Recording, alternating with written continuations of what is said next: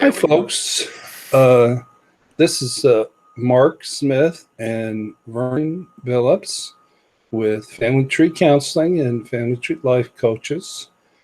And we're going to team up on 12 points around the topic 12 complete misconceptions about marriage counseling. We're both tired. We both cranky. We're cranky too, tired and cranky.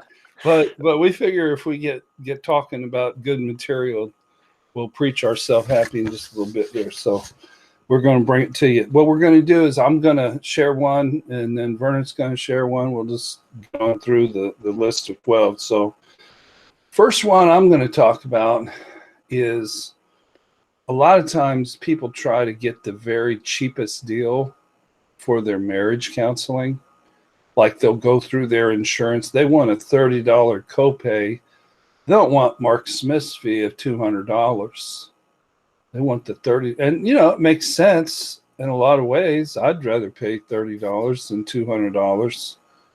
But there's two things you ought not skimp in: brain surgery and marriage counseling. It has profound implications. You don't want the cheap guy. You want the best guy.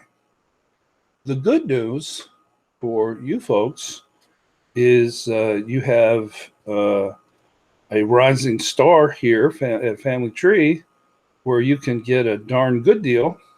It's not $30, it's $100, but you can get a tremendous deal working with Vernon. So best of both worlds. Vernon shares his genograms with me, and we look at them and decipher. See, I knew. There we go. I knew the brain would betray me. I knew there it goes. We get together, we figure them out. How about that? And so that's the main thing: is be prepared to, if you need to reach deep into your wallet or medium ways into your wallet, do that. But if you're looking for a bargain, then you're probably going to be looking for a lawyer too. So be careful about that. Okay, what you got, Vernon? Hold on, I just wanted to touch on that because yeah. I kind of say something similar when I'm meeting with people. I'm big into tattoos, right? So anybody that gets tattoos. Look at my new tattoo. Where'd it go? There it is. You got it. You did get it. All right. Sorry. Go. No, if I say I'm gonna get that too, I'm gonna get one. I'm glad you followed through with that. Oh yeah, because I like the meaning of it. Yeah. But anybody that gets tattoos, I talk to my tattoo artists frequently, and you always have the people that come in and go, "Hey, how much can I get this for?" And they're like, "Well, Johnny down the street can do it for $35, $40." And they don't want to pay the $200, $250. And I always tell people, counseling is the same thing. You don't want to shortchange. We all want a deal, but some things we come to find are worth the expense. And I think that, therapy is one of those things that, you want the cheapest deal, but, are you coming in to get a deal? Or are you coming in to save your marriage or, grow, heal, those things, So I like that point that, yeah. And if you want to mark your skin up for the rest of your life, you might want someone pretty good too for that. Right. Yeah. Yeah. You don't want to commitment. Absolutely. I guess the first one that I'll go with, is the one that sticks to me, is that the real work takes place during a crisis.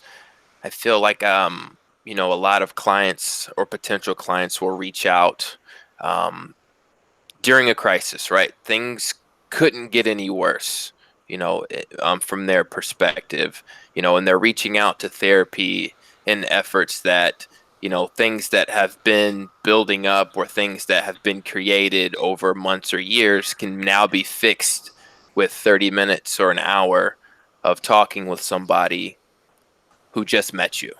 Right. And they're looking for that, diagnose us and tell us what we need to do and let us get out of your hair, and then they're very eager, which is good, to want to learn, but understanding that you have to make it through the crisis before the real work can begin. Because essentially we're extinguishing a fire, but when you're extinguishing a fire, you're not getting to the meat and potatoes of why the fire's there. It's Right. let's just calm things down, and Right. so I think that's one of those things that really stick out. Yeah, there's a sense of relief. There's a magical fake healing power in just starting with somebody, a therapist. You could be going to the worst therapist in town, but as long as you're going, you're like, oh, we're working on it. Things are better already. I hate that when people say that. Things shouldn't be better already. Still should suck. If they're Yeah. better already after one visit, it means you'll be gone in 5 sessions and you'll be looking for a lawyer down the road too, probably, because you don't get how big the work is. Mm-hmm. It's almost like that placebo effect, right? It's like, hey, placebo effect. yeah, Exactly. yeah. That's Kind of it. trick your mind into thinking something. That's it. Okay, the next one I have is a therapist success rate is how many marriages he says. That's laughable to me. First of all, I don't know about Vernon, but I imagine he's the same. We don't really believe in marriage counseling per se. We believe in fixing yourself and the wounds of your childhood counseling, and then you take care of that, and the marriage will take care of itself. Mm-hmm. I tell people, they ask me what my success rate is. I say 100%. They say, well, that's pretty good. And I said, all my job is to gather truth and get people to choke it down. And I'm damn good at it. I will do that every single time. I might mispronounce words along the way. I might reschedule you wrong. I'll probably be running 15 minutes late. But once I get you in the room, 15 minutes late, it's guaranteed. Oh, yeah. But I'm going to kill you once I get you in the room.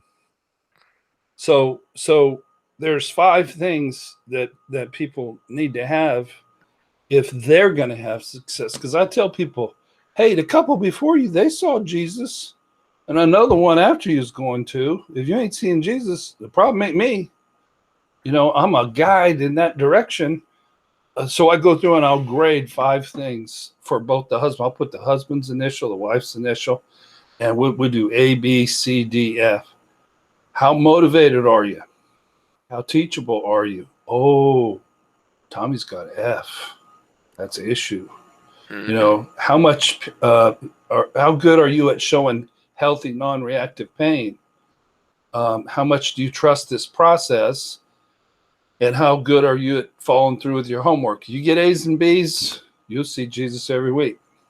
You get C's and D's, I can't do much with you.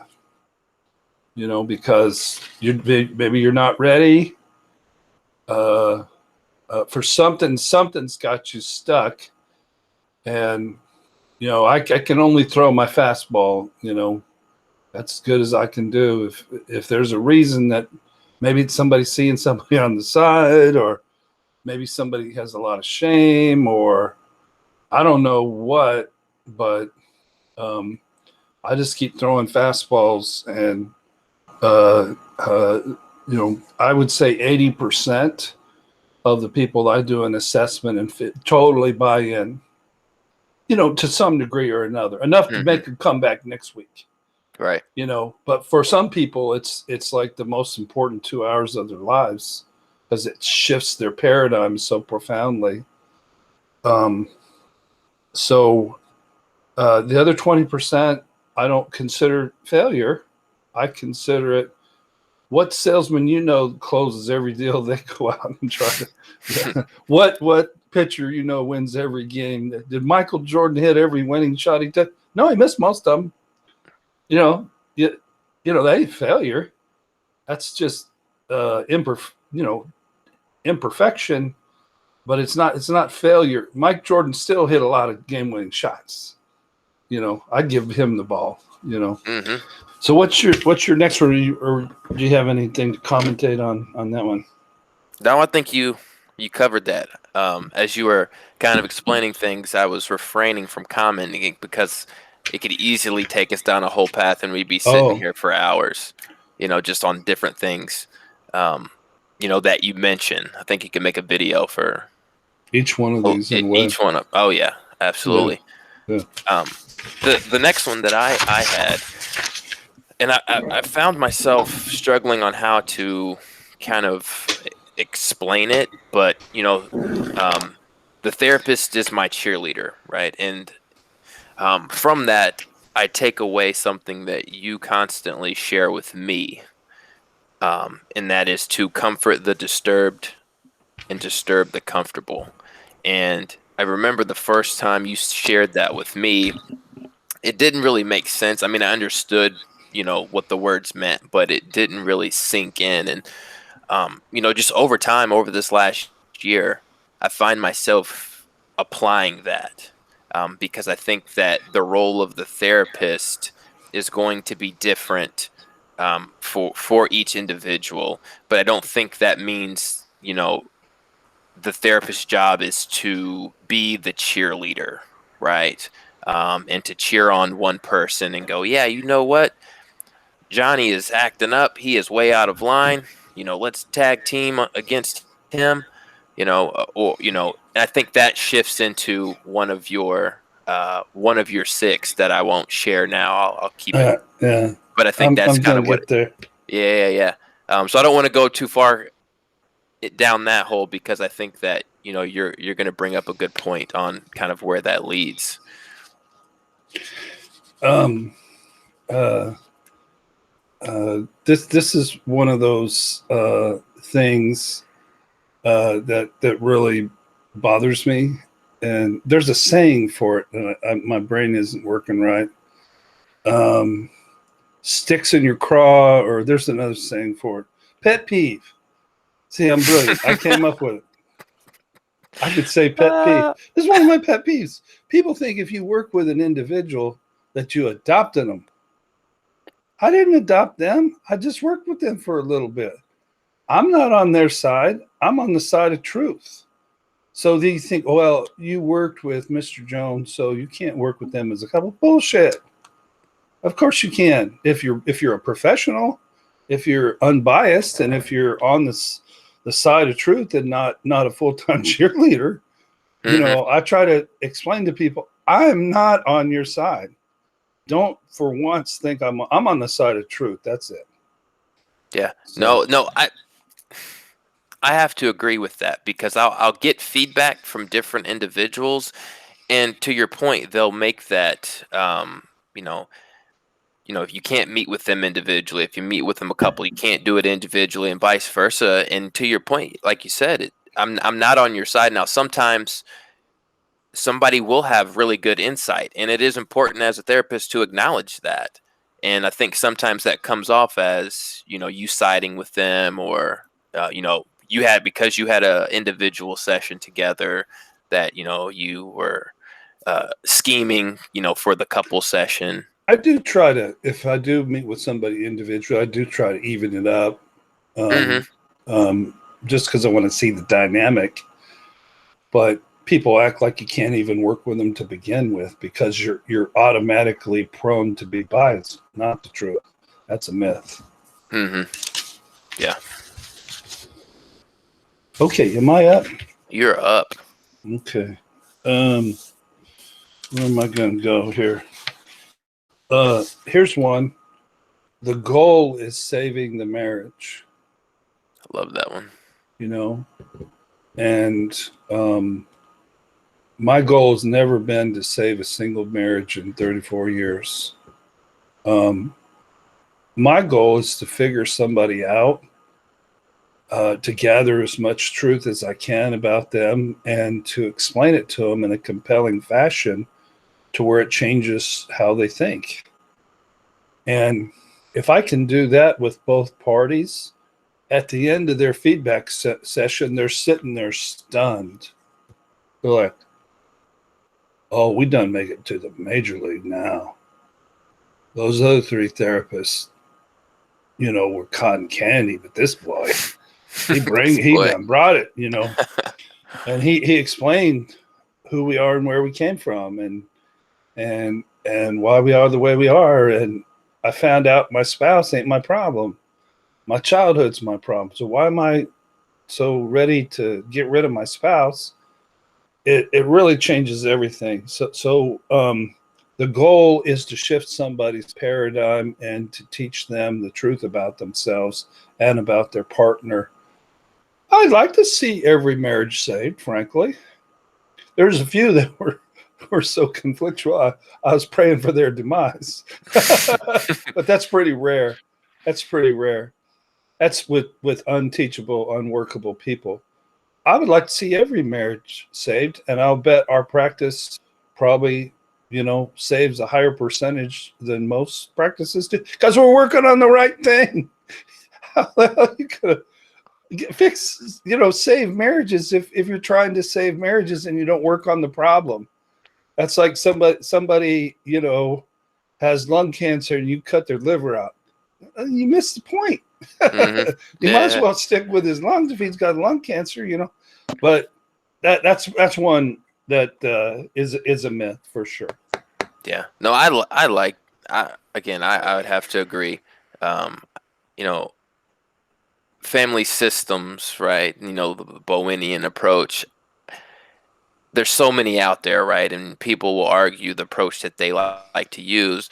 And I don't think there's a wrong way to go about which one you select, but I always tell people I genuinely feel that family systems is incorporated in every approach. It's like a foundation. Like it has to be utilized, because you can perform, solution focused therapy, right? And let's like what are we trying to accomplish here? But essentially, at least from my perspective, it's almost like a band-aid. We can alleviate the pain here, but we're not addressing the root of the pain, right? So it's going to keep coming back. Right. Yeah. People might feel better after 6 weeks of solution-focused therapy. I want them to feel worse. I just want them to feel, feelings other than denial and anger. I just want them to feel from deep in their heart. So what's your next one, Vernon? Let's see.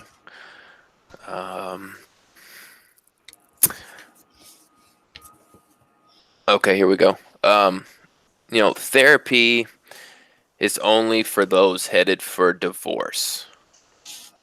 You gotta be desperate. People be desperate. But I think, justifiably so as humans. Things aren't bad until they're bad, right? We can tend to, hit the snooze button a lot and until we can no longer do it. I think therapy is not for individuals headed for divorce. I think, therapy is even good, premarital therapy. I've met with numerous couples who aren't married or looking to be married, and they're saying, hey, we want to get together. We're having some issues. We're not seeing eye to eye. These things continue to reoccur. And we want to explore that. And it kind of ties back into your the comment you made about not saving marriages. And I know they're not married, but I think a lot of people are hesitant or apprehensive to do premarital counseling because there's a chance that things may be brought out and it could have one or both parties reevaluating the relationship, which is okay. So anytime I have a couple that is reaching out for therapy and they're not married, but they kind of want to work through some things, I want to affirm them in doing that. Absolutely. Because that's very difficult to do. Yeah. Especially young couples. So. Right. Agreed. The couples that are heading for divorce, a lot of them get to my office and one of them's already made up their mind. When somebody shows up at the the emergency room and they're already dead, even a really good doctor can't do much about that. They're dead, you know. And so if one of them's already made up their mind, no matter what they're going to learn, then, you know, they just arrived too late. Might have been by just a few months or a year or so, but if they get there too late, they get there too late. Doesn't mean they can't work on themselves. But I know what you mean by premarital. It just means before marriage, you know. But typical premarital counseling is, oh, how do you guys squeeze the toilet paper? Squeeze. How do you squeeze the toilet paper? How do you squeeze the toothpaste? And which way do you go with the toilet paper roll? Do you leave up the toilet seat? You know, it's the basics. And a lot of times a pastor will do that. That ain't what we're talking about. No. That's cute, but we're talking about doing serious family of origin work just before you get, you know, when the best time to do major therapy work? Before you get married. Once you're done committed and you got a mortgage and 3 kids, a ticket out of that thing is expensive. You know, I tell single people, you know, soon as an issue comes up, you park that person over right next to you and we'll get to work. Some of the ladies said, somebody asked them out and they said, well, yeah, when can you meet me over at Mark's office? I said, girl, you ain't going to get very many dates going about it that way. I think they'll speed along. Give it 6 months or so. The guy doesn't want therapy on. They're just kidding, you know. But yeah. So who's up? I think I'm up. Here's one that's interesting. I'm gonna use bad language. Brace yourself. People think that the people that go into counseling are all screwed up. You know, they're crazy. And the people that don't go to counseling are mental health, you know, normal people. That is so wrong. I've never met a person on this planet who's not fucked up. Not one time. I've never met them because they don't exist. They don't exist.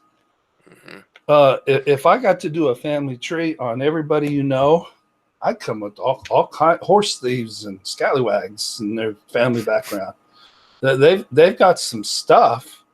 Some of them don't know they have some stuff, but everybody's got stuff to work on. And it's a shock to some people. They arrive in marriage counseling. This leads up to one you're going to say, but they're so interested in the other person working that because they don't know what their stuff is because maybe they grew up in a family that loved each other too much. Well, how's that bad? It's terrible. Enmeshed families who love each other too much, they're going to grow up and marry Charles Manson. Trust me, it's not a good thing. It's a bad thing. But, you know, I guess I got through that without cussing too bad. I was going to go another I was expecting direction. more. I was getting excited. I was going with the F-bomb. YouTube don't like the F-bomb anymore. Darn it all. Yeah. But yeah. I guess I'll kind of swing that into one of the ones I had, and that's we never disagree or argue. Things are perfect, right? And I originally wrote that thinking about the relationship, right? But I almost want to take a few steps back to your point of the family of origin, right? My family was perfect. We didn't argue. We told everybody everything. We did everything together. Life was great. And, you know, as you've mentioned, that's terrible, you know? And not in the sense that, you know, your parents didn't love you and you had a horrible upbringing. I don't want to go to that extent and say that, you know, if your family is happy, then you're really in a terrible setting. But I think, like you said, I don't think people always know what their stuff is.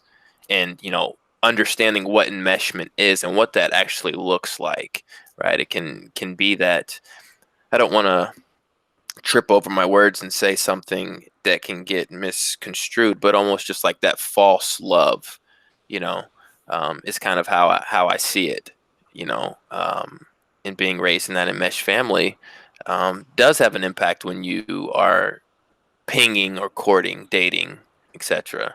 100% influences, and that's where I Yeah. think it's important for, even if you don't know that you have stuff, being open to when it hits you in the face. One of the definitions of an unhealthy person is somebody who's not open-minded. Hmm. Yeah. So if you're healthy, show me the money, show me that you can sit there and examine what's being shared with you. But enmeshment, what that is, it looks like super deep love, but here's the difference. The closeness is mainly for the parent, not for what's best for the kid. That's the difference. Interdependent healthy love is all about, what is best for the kid. Not all about it, but primarily about it. But with enmeshment, there's, your dad died when you were 4, so you're on a mission to be super close to your kids. That ain't about loving your kids. That's about, you didn't heal your wounds, so now you got to use your kids. It's very subtle. It's very sneaky, but trust me, if you're a breathing human, you got just as much dysfunction as the next guy. And everybody who comes to my office, I prove it to them. Except those other 20% that nobody could prove anything to. But 80%, it's just math. 1 and 1 equals 2. And sometimes you got to go looking around. Sometimes I have to find something happened to their great grandparents that was powerful and significant. Certainly their grandparents, certainly their parents. If they give me nothing on all those, then I look at their siblings, and their siblings are Bonnie and Clyde. Yeah, I got them on that. Because you're going to be just as healthy as your siblings. Maybe you just playing a really nice role. So I'm running down a different path, aren't I? All of a sudden. No, you're good. Okay, I'm going to do a fun one, and then for my last one next time, I'm going to get down to the meat and taters. Here's one that is one of those pet peeves. Somebody comes in and they start talking about the freaking 5 love languages. Oh my God. I just want to scream. Stop. That book is worthless. I laughed when I saw that. I am list. serious. You come in and see me and you sit there and say, well, I did read and you don't know the difference. You've heard of the book, and somebody who made progress in their life read that book. But trust me, the clinical significance of that book from 1 to 100 is about 3, to 100 being the top. There's very little meat on the bone. You need to learn about your family of origin stuff. It just bothers me because they think the answer is loving the other person better. No, that'd be nice if that were the truth. You ain't going to love the other person better if you hate them because you think, they done you dirty. But that's my last one. I'll get to that one in just a little bit. But see, that's where I go back to my original point that family systems is the foundation, because I agree with you to an extent. I think the significance of the love language is very, very small. However, I do find some benefit, but I think a lot of times there is some benefit. You become attached to that being the solution to everything that's going on, and it's not. I think it's one step after you're able to get to the root, which is, using the genogram. And once you put in that heavy work, I think introducing the love language to some level can be beneficial there. Sure. Once you built the table, and it needs a little varnish. Yeah, put a little varnish on it, but it ain't the table. Mm-hmm. It's nice, and it'll help people advanced in therapy, but first you got to figure yourself out. Yeah, I'm with you there. Um, let's see. The next one that I have, my friends and my family, they give me the best advice, specifically in the relationship and something, right. I think one of the things that is very common, so I don't want to put myself on a pedestal and said I've never been in this situation, but, if you have that relationship with whether it be a friend or even a family member, right, we tend to triangulate, right, and bring them in to our relationship, to kind of take away the the things that we need to focus on or address, or that stress that we may have, the anxiety. So we want to bring somebody else in. And something else that I've noticed a lot is, utilizing parents specifically as that outlet within the marriage or the relationship, right? So then, as we know, that automatically creates this perception that the parents then have on the marriage or the relationship. And for being honest, they may know a little too much, and they're a little too invested. And as we know, once you triangulate, you're bringing in that third party to this dyad. It's, I think, bad news bears from there. Especially Exactly. when you have the parents, specifically. Right. Yeah, you don't want your parents too close to the marriage. They are going to be biased for one thing, and two, they probably don't know what they're talking about. People think just because you've been married 35 years, you know a little bit about marriage. You know a lot about long suffering. You may not know a lot about healthy marriage. There's a difference. There's a difference. You know what I'm saying? Yeah. So my last one is the thing that I preach the loudest and the hardest. Minister friend of me actually was on a basketball court, one of my basketball buddies, and he came up and said, "Hey, Mark, what's the key to marriage counseling?" And I said, "Well, Dan, let me tell you." And I failed. He wanted me to say, quote the Bible. I quote the Bible a lot. But the key to marriage counseling is I've never had a couple in 34 years where there wasn't at least one person who feels victimized by the other. I know the problem with, my marriage. It's the other person. It ain't me. I've been done dirty. They did this, that, and the other. And with some couples, I have two people who think they've been victimized. Nobody's ever been victimized in a marriage. I ask people, "Oh, so at the wedding, who was holding the shotgun?" And all these years, these 20 years you've been married to this guy, has that same person been walking around with a shotgun making you be married? Oh, it was a choice. You've chosen to marry this person, and you've chosen to stay married for 20 years.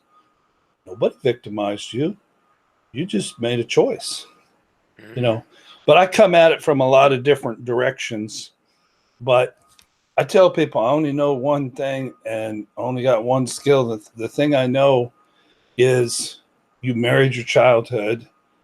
And the skill I have is I can get it in 80% of the population that comes and sit in front of me, which is priceless. It's really priceless stuff because it changes everything, because then your partner is no longer the enemy, and then they can be therapy buddies. What's really bad is if you're venting to your mama about your husband, or venting to your friend, or even venting to a therapist about how bad your husband is, when I've never met a marriage where the responsibility is any other than 50%, 50%. 50-50 every single time. And you're telling a one-sided story to a third party. That'll lead to divorce. That'll kill a marriage. So once people understand that, and people will come in and the person who's, the bad guy will say, I'm the bad guy. Some of them use colorful language in explaining that to me, and I say, eventually I say, they ain't no bad guys. And they identify who they are. But that's the biggest myth, is that you go into marriage counseling and the person who had the affair or is the alcoholic, they're 90% of the problem. The other person's 10%. No, sir. 50-50 every time. Why'd you pick them? Why'd you marry them? Why'd you stay? Take a look at that and take a look at your family of origin, and it'll tell you everything you need to know to fix you. You know what? Then if you get divorced and you didn't fix yourself, you marry yourself another alcoholic. And they wasn't even drinking when you was dating. And you're like, how did that happen? Because you didn't get any healthier. You didn't learn what you needed to learn from the experience of being married, which is what marriage is, an opportunity to learn and heal. So I better shut that down or I'll be going for hours. But I like that point. I like when you talk about the victim mentality, because it's so true, and that's something that I firmly stand behind. You have to take the opportunity to work on yourself for anything to happen. And I'm gonna spare my last one because it ties directly into the victim mentality, and that was, my partner needs therapy, not me. And just echoing, what you're saying. That's very, very common for a couple to come in and it's one-sided. Somebody's pointing the finger, and if they would fix themselves, our relationship would be better. And they're completely, avoiding the role that they played in the culture that has been created, or the marriage, and how it's playing out. But Yeah. um, So I warned you. Vernon mentioned being cranky, and I probably sounded pretty cranky on these. These frost me. They really do. I hate untruths when you're playing with people's lives and people have a wrong paradigm. It's like having a GPS for Chicago and you live in Indianapolis. You can be lost a lot. Paradigm is everything. And some of them are just so blatantly so far from the truth, but yet universally accepted, that, yeah, I'm sorry if I got a little cranky in spelling these out. I just want to direct people to, places that can really help them. Uh, uh, People, they believe one thing these days, and that's your Google ranking, your Google rating. Somebody rates you on Google, you must be good. And check our Google ratings out. We got more than anybody else, and they're rather high because we're good at what we do. So here's your deal.